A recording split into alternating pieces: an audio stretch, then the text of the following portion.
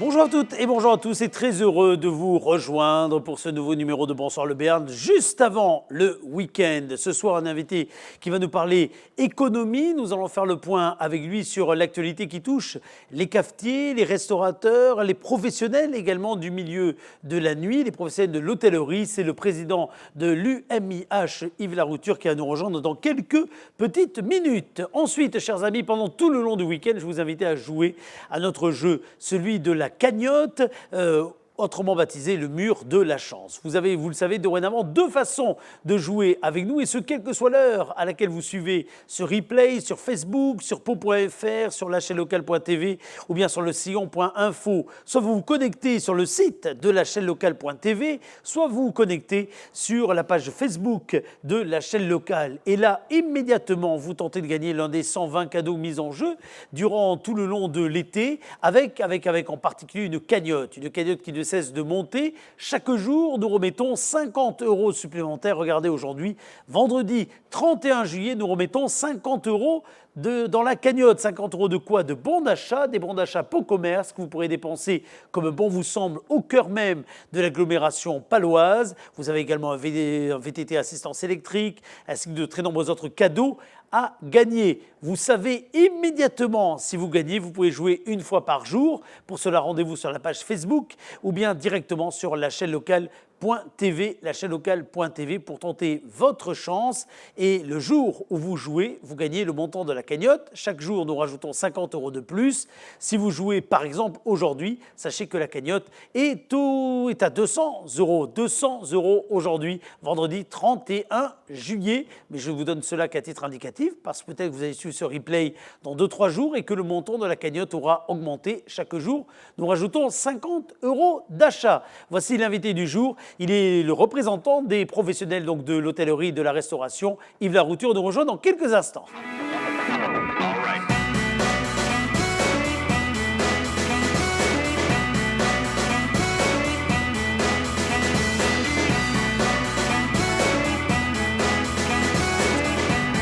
Et oui, c'est l'été, pourtant nous allons parler économie, parce que s'il y a bien un domaine qui est important en matière économique pour cette saison estivale, ce sont tous les professionnels du tourisme, de la restauration, les bars, les hôtels. On pourrait même parler des boîtes de nuit si nous étions dans une période tout à fait normale et pas comme dans celle dans laquelle nous nous situons aujourd'hui. Yves Larouture, vous êtes le président de l'UMI au niveau Béarn-et-Soule. Vous exercez également des responsabilités au niveau national pour ce syndicat qui est le principal syndicat d'ailleurs de la profession, on peut le dire. Oui, 80% presque. 80%. Qu'est-ce que représente aujourd'hui d'ailleurs cette profession, alors en matière à la fois d'établissement, mais aussi d'emploi sur un territoire comme le Béarn et la Soule?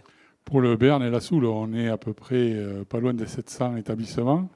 Donc 2500 environ emplois directs, plus tout ce qui est induit. Parce que bon, c'est vrai qu'on fait travailler aussi l'économie locale de par les produits. Et c'est aussi important que l'agroalimentaire, que l'aéronautique. Donc voilà. Donc c'est quelque chose qui compte. Absolument. Et au niveau national, c'est presque 10% du PIB. Donc c'est une économie qui compte. Absolument. Alors en 2019, parce qu'aujourd'hui on a les yeux rivés sur l'actualité et on parlera évidemment de à la fois la situation actuelle et puis les perspectives ou pas que vous pouvez avoir à venir. Mais au niveau de 2019, vous avez tenu il n'y a pas très longtemps votre assemblée générale. Vous êtes revenu parce que d'abord c'est les statuts, mais aussi parce que mine de rien c'est toujours bien de faire un bilan sur une année 2019 sans imaginer ce qu'était 2020 à l'époque. Vous qualifiez comment 2019 à l'époque? Et 2019, c'était pas une année terrible déjà parce que bon. On avait eu déjà 2018, il y a eu des inondations, des secteurs qui ont été très très touchés. Salise-de-Béarn, territoire que vous connaissez bien, ville que vous connaissez bien. Puis il y a eu Gand aussi. Oui, Gand aussi, bien sûr, tout à fait. Ensuite, 2019, les gilets jaunes en début d'année, les retraites, les grèves sur les retraites fin d'année. Et on était peu compliqué par rapport au recrutement, où on avait beaucoup de mal à trouver du personnel. Oui, pour la première fois, certains établissements ont dû réduire la voilure, non pas parce qu'ils n'avaient pas de clients, mais parce qu'ils n'avaient pas de personnel, ce qui est quand même un paradoxe. Ça, c'est un paradoxe, et c'est vrai que c'était gênant. Donc ça fait qu'on a eu une été qui n'était pas géniale, et on ne s'attendait surtout pas à avoir une année 2020 comme ce qu'on vient de vivre. Et c'est vrai que, bon, si on fait référence à l'année 2019, 2020, le début d'année commençait très bien, hein, donc on était contents. Puis arrivé le 15 mars, où on nous a annoncé qu'on devait fermer nos établissements jusqu'au 2 juin. Ça, on ne savait pas. En tout cas, vous ne saviez pas que c'était du juin. Et le jour où vous avez appris qu'il fallait fermer, j'ai presque envie de dire le soir, c'était pour 2 heures après. Ça a été un truc inédit, totalement fou. Et oui, avec des stocks, avec des stocks, du personnel, des pour contrats. Moi, par exemple, personnellement, le lendemain, j'avais mon restaurant qui était complet le dimanche.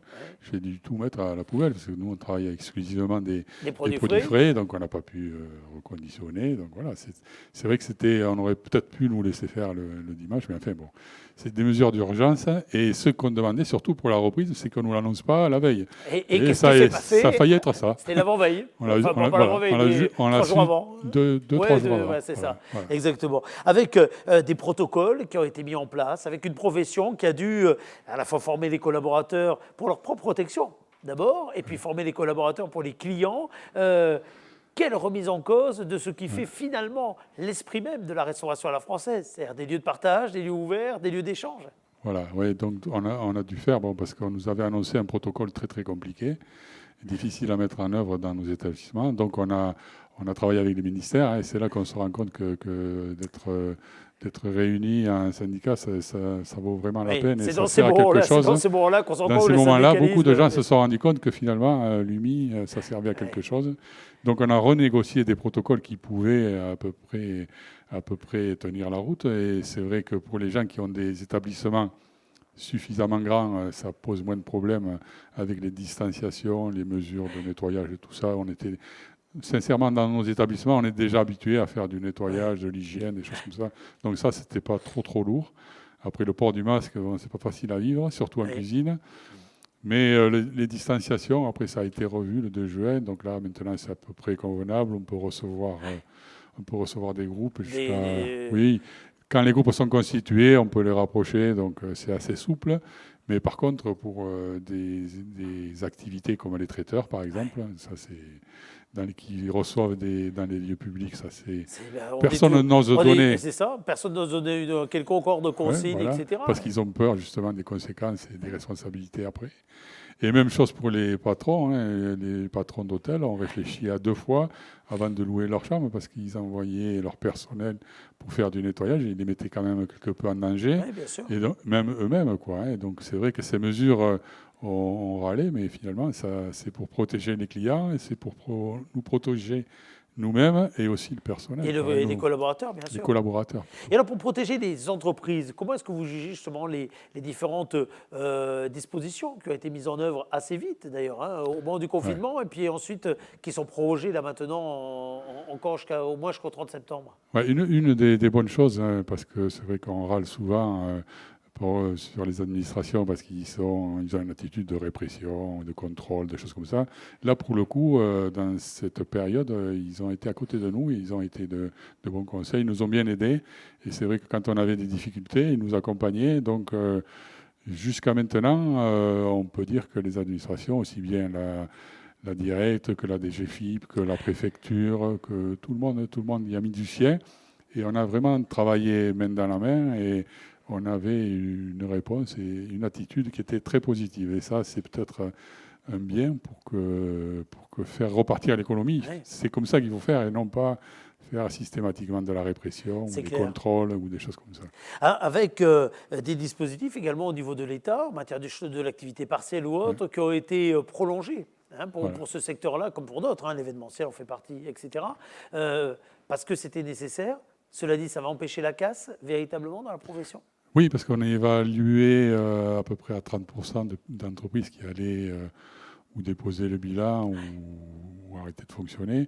Bon, je pense que ça sera moins, justement, en rapport à toutes ces aides qui ont été mises en place, et notamment le chômage partiel, qui est une bonne chose, qui a été prolongé pour notre activité, parce que comme on le disait tout à l'heure, il y a quand même des hôtels qui sont encore fermés à Pau, donc c'est quand même... On est quand même au mois de juillet et ce n'était pas le cas de l'année dernière. Il y avait le Tour de France, il y avait plein d'événements. Donc tous ces événements n'ayant pas lieu, c'est vrai qu'on a du mal à remplir nos hôtels. Et heureusement qu'on a eu ces aides, quelques aides aussi des prolongations d'échéances de prêts, notamment. Voilà, ensuite, il y a eu le PGE aussi, bon, qui n'a pas été accordé à tout le monde, mais en grande partie quand même, à plus de 90%. Donc c'est une bonne chose, mais bon, c'est quand même des reports. Oui, des charges, c'est des reports. Il faut bien se dire qu'à un moment donné, il va falloir se trouver la trésorerie, à la fois pour assumer ce qui était déjà les prêts traditionnels, et puis maintenant c'est nouveau, ces reports-là. Voilà.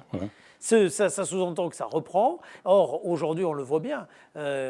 On ne sait pas dans quel monde, demain, on va encore continuer à évoluer, notamment pour certains. Si on parle des discothèques, des professionnels de la nuit, vous étiez, comme d'autres d'ailleurs, attentifs à leur devenir, parce qu'il y a une vraie question pour eux. C'est vrai que pour les BAM, les RAM, les BAM, c'est les bars à ambiance musicale. Ambiance musicale, oui, c'est vrai. Restauration, ambiance musicale, même chose. Et les discothèques qui, eux, sont totalement fermées. Donc pour eux, c'est grave. C'est vrai que c'est compliqué.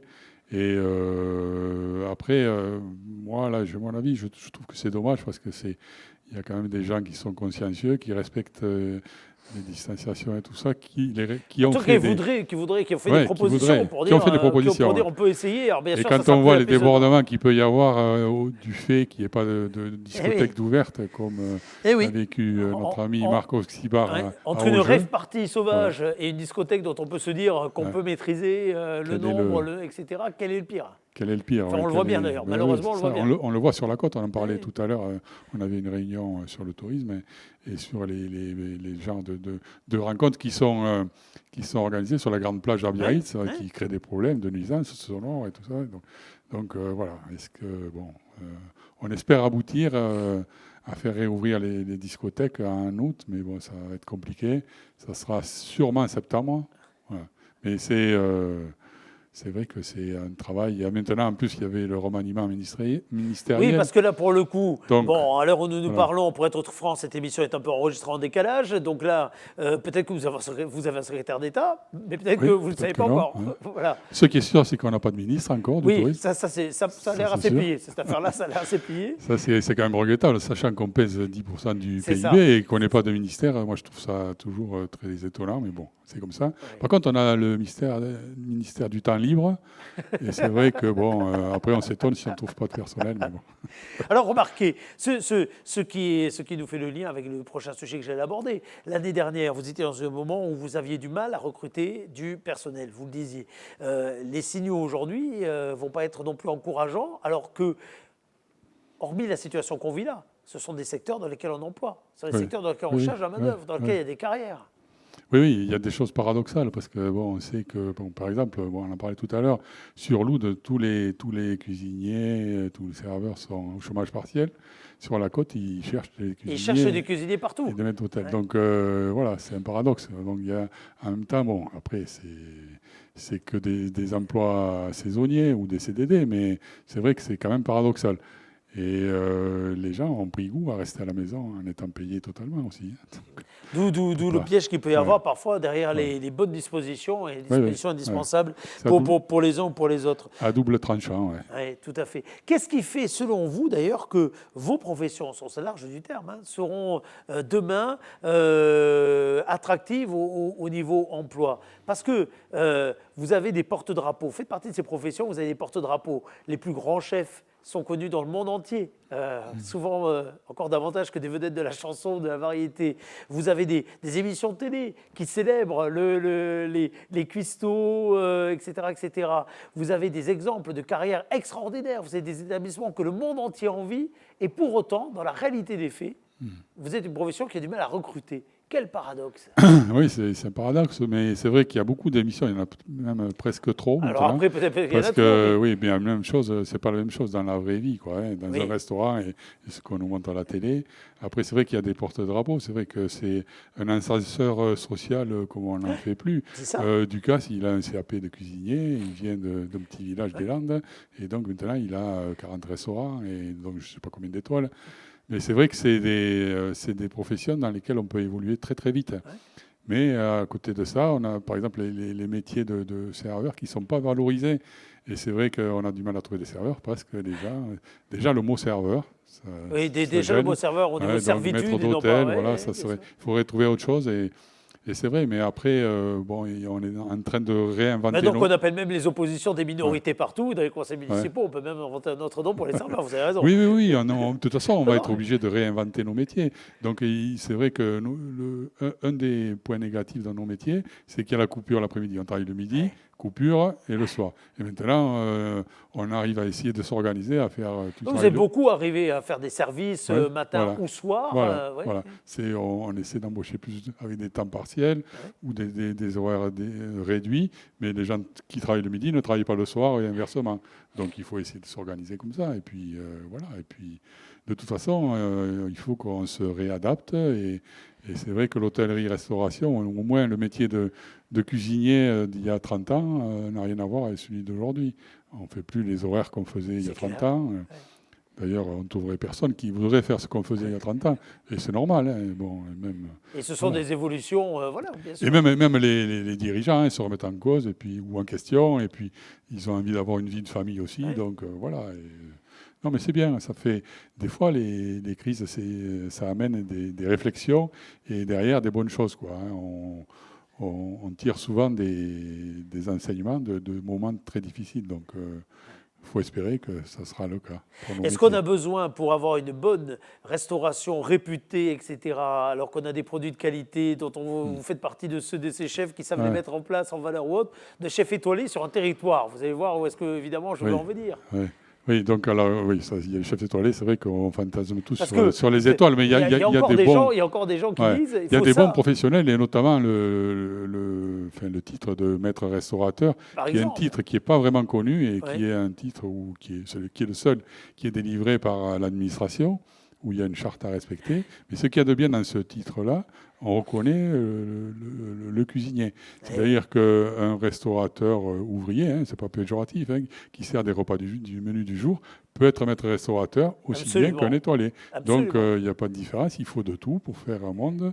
Et c'est vrai que c'est vraiment un titre qui n'est pas suffisamment mis en valeur. Parce que là, c'est vraiment le savoir-faire du cuisinier et surtout sa façon de travailler, et notamment les produits locaux, les circuits courts et les produits frais. C'est ça le corps de métier de cuisinier, le corps de métier cuisinier. Parce que, je vous pose cette question, parce qu'aujourd'hui on est dans une période où on a des touristes, etc. Et certains continuent encore à chercher les chefs étoilés. Alors que d'aucuns, quand ils repartent de ce territoire, disent mais qu'est-ce qu'on a bien mangé? Qu'est-ce qu'on a mangé des produits de qualité? Tiens, on a rencontré un tel ou un tel, c'est fabuleux ce qu'il nous a proposé, les cuisines sont ouvertes. En plus, on est dans un territoire... on a un paquet de très bons restos. On n'a peut-être pas d'étoiles, mais on a un paquet de très bons restos. Puis on a un paquet de bons producteurs. Oui, absolument. Et c'est vrai que nous, on a la chance d'avoir un territoire béni des dieux, parce qu'on a tout ce qu'il faut. Oui, c'est ça, l'agneau de lait, évidemment, vous allez le chercher. De l'huile au sel, au piment, aux agneaux, même sur le poisson, il faut aller jusqu'à Saint-Jean. Oui, mais c'est bon, pas loin, donc il y a quand même des truites et des saumons qui remontent le Gave. Même s'ils ne sont pas très nombreux. Non, mais je pose cette question parce qu'en effet, dans l'attractivité de ce territoire, incontestablement, le savoir bien manger doit en faire partie. Oui, bien sûr. Oui. Et puis, on travaille beaucoup sur le produit. Et puis, c'est vrai qu'on n'a pas d'étoilés.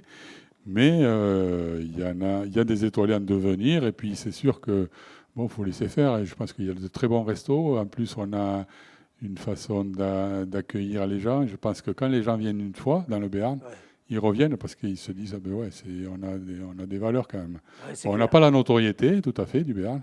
Tout à fait, je dis bien. Mais c'est vrai que... Et puis les restaurateurs, nous, on est aussi des ambassadeurs des produits locaux. Et on est en train d'y travailler, justement, les partenariats avec les producteurs, la Chambre d'agriculture, la Chambre de commerce, les consulaires. Il faut vraiment qu'on travaille main dans la main. Et nous, on a tout intérêt à avoir des bons produits. Et les producteurs ont tout intérêt à avoir des gens qui mettent en valeur leurs produits. C'est clair. Voilà, et donc c'est en train de se faire. Et on travaille sur quelques produits, et notamment sur la blonde d'Aquitaine, là, actuellement, qu'on va essayer de mettre en valeur. Et voilà.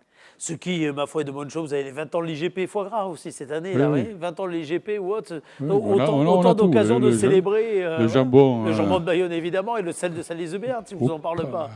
Et si je ne vous en parle pas, ça ne va pas aller. Vous avez les premières réservations du soir, vous voyez, qui tombent sur votre téléphone au moment où nous parlons. C'est bien, c'est bon signe.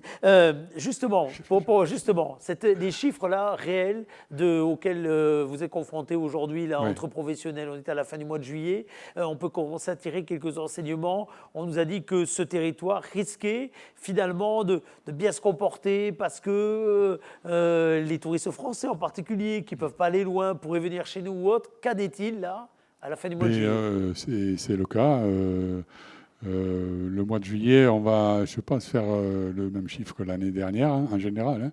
Ouais. Et ceux qui tirent l'épingle du jeu, c'est la montagne, parce que la montagne, les gens vont beaucoup vers la montagne. Après, les gens vont beaucoup en gîte, chambre d'hôte, et un peu moins en hôtel. Un peu moins en hôtellerie traditionnelle, c'est ça la tendance. C'est vrai, ouais, c'est un peu la tendance, mais bon, après, les gens vont au restaurant quand même. Mais c'est vrai que la montagne, elle tire son épingle du jeu. Et l'arrière-pays, finalement. Oui, l'arrière-pays, c'est bien. Oui, c'est bien. Puis en plus, quand vous dites qu'on a des gens du territoire, moi, hier soir, j'avais des gens de Montléon qui ont couché à l'hôtel et qui ont passé une nuit. Donc, et sachant que, comme tout le monde ne le sait pas, on va resituer votre hôtel, dont on va se dire que géographiquement, de Montléon, c'est l'autre bout du monde. Ouais, c'est à 50 km. Au moins. Ou 40. Au moins, voilà, c'est ça. Non, mais voilà, ça c'est juste un exemple. C'est anecdotique, mais enfin, j'ai souvent des gens de Pau, de voyants. Ouais. Donc c'est vrai, ça se confirme ce que vous dites. Et en plus, il faut dire que le département a mis des fonds aussi. Oui. Ils ont mis 1 million d'euros sur la table, et notamment avec... Il y avait un retour sur investissement. Alors en plus, c'est avec une mécanique qui est très directe, qui est très tiroir-caisse. C'est ça qui est chouette. C'est ça. Ces 1 million, ils vont revenir dans l'économie locale. Et ensuite, il y a eu notamment le repos des héros, là, qui a été une très très bonne chose, qui est en train de se refaire partout en France. Et après 64 dans le 64, donc c'est des bonnes choses. Il y aura une campagne publicitaire au mois de septembre, qui est encore, parce qu'on a souvent été indien ici. C'est vrai que septembre, octobre sont des belles saisons. Et c'est vrai que c'est là qu'il faut faire venir les gens. Et voilà, donc on a bon espoir quand même. Et vous gardez le moral, en tout cas, la profession, vous gardez le moral. Si le corona ne réapparaît pas, ça devrait le faire. En tout cas, pour que le virus ne réapparaisse pas, on a bien senti dans les injonctions que c'était aussi la responsabilité des uns des autres, alors des consommateurs, des professionnels. Faut garder des habitudes, des gestes barrières. On parlait du masque tout à l'heure. Je sais que c'est compliqué pour la profession que vous représentez parfois d'être confronté à des personnes qui, parce qu'elles l'ont oublié, parce qu'elles n'ont plus envie à certaines heures ou autres, ne le mettent pas. Ça demande aussi une forme de pédagogie que vous n'étiez pas habitué à faire. Absolument, parce que si je vous dis que c'était compliqué de garder le masque en cuisine et même en service quand il fait chaud, mais c'était compliqué de faire mettre le masque aux gens, parce que les gens arrivaient, moi j'ai même vu des gens qui sont repartis, parce que je les obligeais à mettre le masque. Donc c'est bien que ce soit clarifié, que tout le monde soit obligé de le mettre, comme ça on ne sera pas obligé de faire la police, parce qu'il vaut mieux qu'on fasse la cuisine qu'à la police. Que refermer si jamais il fallait refermer. Vous faites partie, je le disais, de l'UMI au niveau national, alors même si votre responsabilité est plus celle des saisonniers, en particulier, vous faites partie de ceux qui ont été consultés. Alors je dis vous, mais l'UMI en général, s'il devait y avoir un plan de reconfinement, s'il devait y avoir une deuxième vague, il y a des scénarios qui ont été mis sur la table pour des professionnels, avec les professionnels. Oui, on est concerté, mais enfin, on ne demande pas trop notre avis. La preuve, on nous a dit la veille, 3 heures avant, qu'on devait fermer. Et pourtant, on avait Non, mais ça, c'était la première fois. C'était la première fois, mais en fait, j'ai peur que ça se renouvelle. D'accord. Mais c'est vrai que ils ont dit que ça serait plutôt pas global, mais par secteur, quoi. Donc, mais on espère toujours que ce soit pas le cas. Mais c'est vrai que on est un peu concerté, mais bon, pas tant que ça quand même. En tout cas. Et en plus, on ne sait pas comment vont réagir le nouveau gouvernement, et ils viennent de changer, donc. Ça aussi, il y a eu les élections localement, il y a eu le changement de gouvernement, tout ça aussi, ça coince un peu le système, quoi. Absolument, absolument. En tout cas, au cœur du système, ça a souvent été dit, il y a ces femmes, il y a ces hommes qui sont là au service, même si on emploie le mot serveur, mais au service, littéralement, à la fois des clients, des produits, des territoires, parce qu'on le répète très souvent d'ailleurs, quand on revient d'un lieu de vacances, tout compte. Il y a évidemment l'endroit où on a dormi, mais il y a aussi la façon dont on a été accueilli par le restaurateur, il y a les produits qu'on a mangés ou autres. Et aujourd'hui, en Béarn, est-ce qu'on peut dire que les professionnels que vous représentez mais vous avez conscience de cette responsabilité aussi, hein, qui est la vôtre d'être des ambassadeurs, des porte-drapeaux de ce territoire. Oui, bien sûr, on en a conscience et puis on fait tout pour. Mais c'est vrai que c'est pas tous les jours très, très facile, mais nous, ce qu'on fait, on essaie au niveau du syndicat de former les gens, justement, dans les manières d'accueillir, dans les façons de traiter, justement, le protocole, on essaie de les aider. Et puis commercialement aussi, en marketing, en communication, et voilà. Donc, il faut les faire venir, mais quand ils sont là, il faut les accueillir aussi. Il faut les nourrir comme il faut. Et moi, j'ai peur que... Parce que là, c'est vrai qu'on a fait beaucoup de promotion et de commercialisation. Et j'ai peur que... Enfin, j'ai peur et j'aimerais bien que les gens arrivent en masse et qu'ils ne trouvent pas leur compte ou qu'ils ne trouvent pas à manger. Parce que justement, on a des structures assez petite et peut-être pas de collaborateurs à mettre en face. Et donc, j'espère qu'on ne connaîtra pas ce qu'on a connu l'année dernière, obligé de refuser des gens et que les gens repartiront un petit peu fâchés de nos territoires parce qu'ils n'ont pas pu manger ou dormir. Voilà. En tout cas, que celles et ceux qui nous écoutent, d'ailleurs, retiennent une chose. Hein. Certes, la période est compliquée, mais il y a de belles carrières. Il y a un bel ascenseur social. Vous avez raison de le rappeler. Hein, lorsqu'on regarde le profil des chefs d'entreprise, de celles et ceux qui parfois servent avec les plus grands, qui ont côtoyé les plus grands. Hein. Ils sont souvent partis de très bas dans cette profession. Oui, mais moi, j'ai un bon exemple. Je ne ramène pas, je ne sais pas de ramener à moi, mais ma fille qui a fait le tour du monde, elle a rencontré quelqu'un, un cuisinier qui a fait aussi le tour du monde et qui maintenant vont me succéder à Berings. Donc, après avoir travaillé chez les plus grands, à New York, à Paris. Ce retour au pays. Le retour au pays, il y a quand même des jeunes. Et puis, c'est vrai que dans notre Béarn, il y a beaucoup de gens de ma génération où les enfants reprennent les affaires. C'est vrai d'ailleurs. Et il y a plusieurs cas. Bon, et c'est aussi parce qu'on est quand même dans un territoire formidable. Voilà, parce qu'il y a beaucoup de chefs qui sont dans des villes où il est plus difficile à vivre, hein, où le temps est plus difficile à vivre, qui eux ont vraiment vu l'âge, la difficulté de transmettre. Alors que nous, ici, on a un territoire où les gens veulent revenir, surtout après d'autres expériences. Oui, après avoir fait le tour du monde, quand ils reviennent chez nous, ça veut dire que quand même, on a un territoire qui mérite. C'est clair. Et alors, la succession, c'est pour quand, Yves? Et moi, c'est pour la fin de l'année, petit à petit. Voilà. Avec une belle transmission. En tout cas, c'est bien. Super. En tout cas, merci beaucoup d'être passé. Encore une fois, il faut transmettre tous les encouragements possibles, tous ces professionnels qui sont là, aux quatre coins de ce territoire, dans des endroits parfois grands, beaux, mais aussi dans les plus petits recoins, parce que les auberges qu'on a dans certaines villes veulent leur pesant d'or. Ouais. Mais moi, je suis très attaché à la ruralité. Donc, et puis, je dis, si on développe le tourisme rural, il faut qu'il y ait des structures susceptibles de recevoir les gens. Il ne faut pas que les gens aillent en ville dans le dortoir pour aller visiter la réserve plus tard. Donc, il vaut mieux qu'il y ait des entreprises dans les... Et puis, il vaut mieux essayer de soutenir et de faire vivre les entreprises existantes que de les laisser mourir et après pour refaire des multiples commerces. C'est clair. Ouais. Alors que là, la transmission, c'est un vrai enjeu, ça dit votre profession de façon large. Je sais que vous avez mis votre mandat aussi sous ce signe-là, de la transmission, parce qu'il y a un vrai enjeu là-dessus. La transmission, la formation aussi, c'est important. Et puis, il faut que dans nos entreprises, on forme des jeunes et qu'on leur donne le goût du métier. Et puis, voilà, ça aussi, c'est très, très important. Merci beaucoup en tout cas d'avoir été notre invité. Et puis rendez-vous, on l'espère, très rapidement dans vos établissements, je dis vous au sens large du terme, pour continuer à profiter de ce pan entier du savoir-être français et puis également de l'économie, il faut bien le rappeler. Oui. Les prochaines dates là, clés de la profession, notamment par rapport à la crise sanitaire, il y a donc début septembre pour les discothèques. Voilà, on espère qu'ils rouvriront et puis que on n'aura plus toutes ces contraintes et que le corona aura disparu, ça c'est un peu moins sûr, mais au moins on saura s'adapter et puis on fera avec. Et puis il y a des mesures qui ont été reconduites et qui vont être reconduites et c'est tant mieux, mais il faut rester vigilant. Et ce qu'on a mesuré aussi, c'est pendant cette période un peu difficile, c'est la solidarité et notamment les gestes qu'ont fait les clients.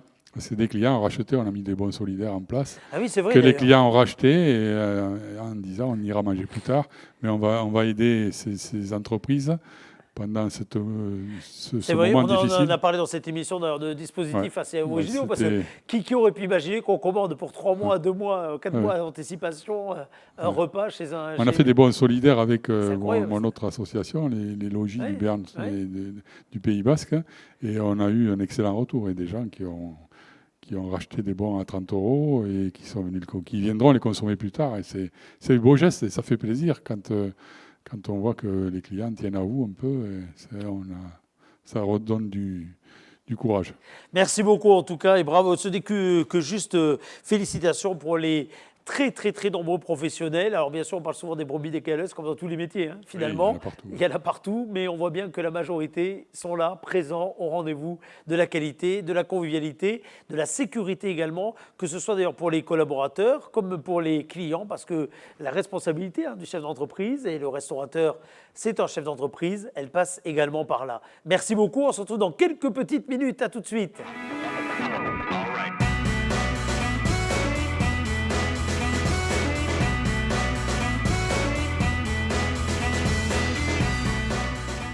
Il ne me reste plus qu'une chose à faire avant de vous quitter, celle de vous inviter à nous contacter soit par mail bonsoirleberne@gmail.com, soit par SMS au 06 44 63 07 14, 06 44 63 07 14, et ce pour nous envoyer vos idées de sujets, vos idées également de reportages, ou bien tout simplement nous parler d'une activité, d'une initiative qui est la vôtre. Vous serez toujours les bienvenus dans ces numéros de Bonsoir le Béarn quotidien, et cet été, vous le savez, ces numéros sont plus particulièrement consacré à ce qui fait l'actualité et loisirs, ce qui ne nous empêche pas régulièrement de parler également économie. Preuve un été, l'invité qui est avec nous tout à l'heure. Alors tout le long du week-end, je vous invite à jouer soit sur la chaîne locale.tv où vous retrouvez d'ailleurs tous les replays de toutes les émissions que nous avons réalisées cette semaine, soit sur la page Facebook de la chaîne locale. Allez-y, ce mur de la chance, qui vous le savez, notre jeu fil rouge et dont on va retrouver le détail de la dotation en guise de générique, vous permet entre autres de gagner 120 cadeaux. Vous pouvez jouer tous les jours d'ailleurs, quel que soit le moment auquel vous suivez ce replay. Enfin, c'est tenté qu'on soit dans l'été 2020. Si vous